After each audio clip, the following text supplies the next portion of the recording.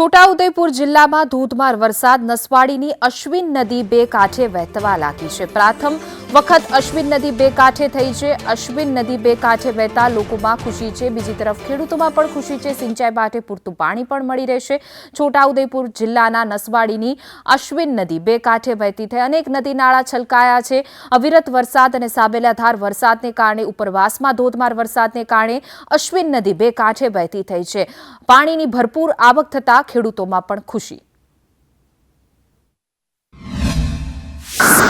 છોટાઉદેપુર જિલ્લાના નસવાડી તાલુકામાં ધોધમાર વરસાદ પડ્યો છે। જોઈ રહ્યા છો હાલ નસવાડીની જીવાદોરી સમાન અશ્વિન નદી છે।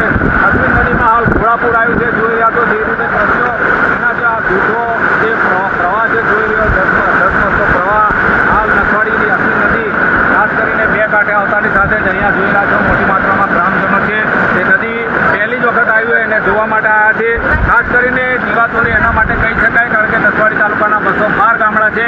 આ જીવાદોરી એના માટે કહી શકાય કારણ કે ખેડૂતો આ વરસાદથી હાલ તો ખુશખુશાલ છે। મહેમાન સંદેશ છોટાઉદેપુર।